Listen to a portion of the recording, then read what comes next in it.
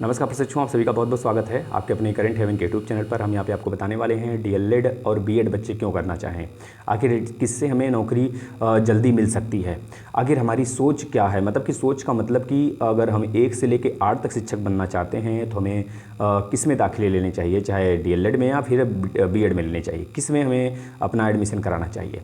और अगर आप बीएड मतलब कि अगर आप 6 से लेकर 12 तक के टीचर बनना चाहते हैं तो आपको क्या करना चाहिए, सारी बातें पे हम चर्चा करेंगे। फिर इसके बाद आप खुद डिसाइड करेंगे डीएलएड आपके लिए सुपर्ब है कि बीएड है। देखिए प्रशिक्षुओं, बहुत सारे पहलू हैं। अगर हम एक एक करके गिनना स्टार्ट करें तो अगर हम बात करें जैसे कि आपके 1 से लेकर 8 तक जो डीएलएड है वो 1 से लेकर 8 तक एलिजिबल है, उसमें बच्चे होते हैं अगर एडमिशन ले लेते हैं तो।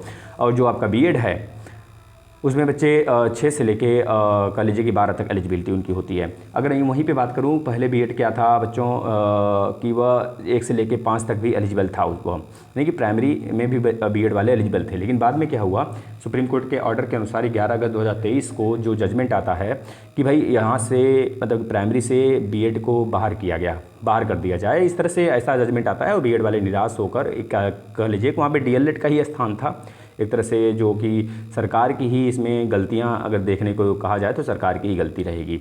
तो इस तरह से बीएड बाहर हो जाते हैं। तो यानी कि जो एलिजिबिलिटी है डीएलएड में अगर आप एडमिशन लेते हैं तो 1 से लेकर 5 तक आप 1 से लेकर 8 तक आप शिक्षक बन सकते हैं।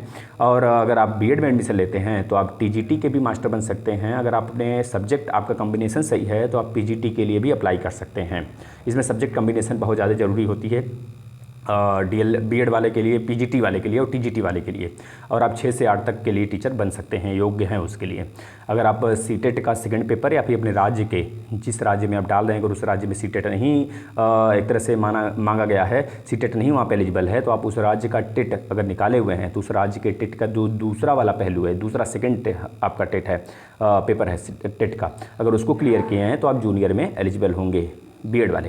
लेकिन अगर डीएलएड की बात कर लें तो डीएलएड वाले बच्चे 6 से मतलब 1 से लेकर 8 तक एलिजिबल हैं, जूनियर और प्राइमरी, अपर मतलब प्राइमरी और अपर प्राइमरी दोनों के लिए।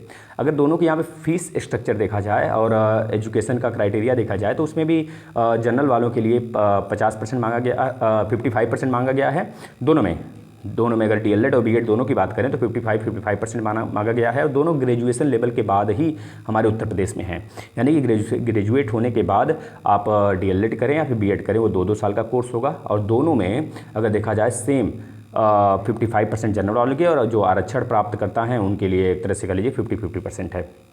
ये चीज़ें याद रखना है।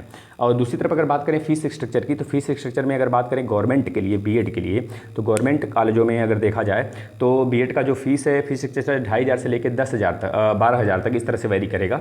और लेकिन अगर बात किया जाए आपके प्राइवेट में बीएड के लिए अगर बात किया जाए बच्चों, तो आपका वहाँ का फीस स्ट्रक्चर जो है पहले फर्स्ट ईयर आप 51,000 देते हैं, 51,000 समथिंग देते हैं, और सेकेंड ईयर में आप 31,000 के आसपास में देते हैं। लगभग कह लीजिए कि 82,000 के आसपास में आपको प्राइवेट सेक्टर से एक तरह से वहन करना होता है, देना होता है वहाँ पे। और दूसरी तरफ अगर बात करें डीएलएड का, तो डीएलएड में अगर बात करें बच्चों आपका इसका फीस स्ट्रक्चर में जो आप गवर्नमेंट स्कूलों में देते हैं, गवर्नमेंट विद्यालयों में देते हैं, फीस 10,200 वहाँ पे लगता है, एक फिक्स वहाँ पे है। लेकिन अगर देखा जाए बीएड में तो अलग अलग यूनिवर्सिटी लेती है, इस वजह से उसका वैरी करता है, 2,500 से लेके करीब कह लीजिए 10,000 तक है। और रहेगी बात डीएलएड में जो आपका प्राइवेट संस्थानें जो लेती हैं 41,000 इनके दोनों साल को मिलाकर लिया जाता है। फर्स्ट ईयर में भी 41,000 आप देते हैं, सेकंड ईयर में भी 41,000 देते हैं। इस तरह से इसका फीस स्ट्रक्चर हो गया। और दूसरी तरफ अगर बात करें बच्चों तो देखिए हमारे यहाँ जो मानक है शिक्षक और छात्र का मानक है डीएलएड और बीएड में, मतलब कि प्राइमरी में, अपर प्राइमरी में, इस तरह से जो एक तरह से छात्र का और शिक्षक का अनुपात है, तो प्राइमरी में यह 30 और 1 का अनुपात है। इसी तरह से अगर बात करें अपर प्राइमरी में तो 35 छात्र पे 1 शिक्षक होना चाहिए। इसी तरह से आप टीजीटी के जाएंगे, टीजीटी लेवल पे तो थोड़ा सा छात्रों की संख्या बढ़ जाएगी और शिक्षक जो है 1 ही रहेगा। पीजीटी लेवल पे जाएंगे तो इस तरह से छात्रों की संख्या बढ़ जाएगी और टीचर की संख्या 1 ही रहेगा। इस वजह से यह कहा जा सकता है कि जो हमारी वैकेंसियाँ देखने को मिलती हैं बल्क में, वो प्राइमरी और अपर प्राइमरी में देखने को मिल सकती हैं। और आपको पता है टीजीटी पीजीटी के लिए वैकेंसियाँ तो आती हैं लेकिन बल्क में नहीं आती हैं, कुछ ही आती हैं, 1,000 से आसपास 2,000 ऐसे कम से कम आती हैं। और लेकिन उसमें बच्चे बहुत ज़्यादा इच्छुक होते हैं प्राइमरी और अपर प्राइमरी में, जिसमें कि बल्क में वैकेंसी आती है, क्योंकि वहाँ पे सीटें हमेशा रिक्त होती रहती हैं, क्योंकि पोस्ट एक तरह से अपग्रेड होता रहता है, मतलब कि उनका एक तरह से प्रमोशन होता रहता है, ये चीज़ें हैं।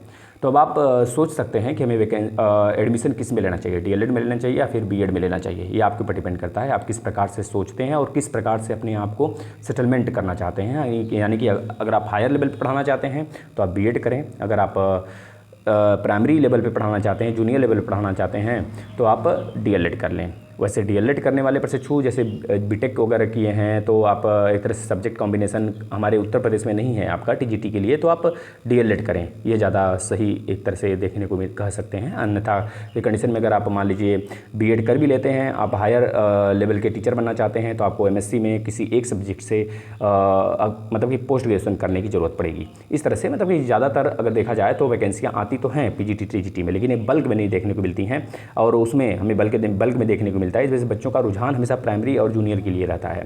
तो आपका सोच है, अब आप जो भी करना चाहें, आपको अगर हायर लेवल का टीचर बनना है तो आप बीएड करें, अगर आपको लोअर लेवल का टीचर बनना है तो आप डीएलएड करें। धन्यवाद। अगर कोई और जानकारी चाहते हो, प्राप्त करना चाहते हो तो जरूर से कमेंट करिएगा, उसके हिसाब से वीडियो बनाया जाएगा। नमस्कार।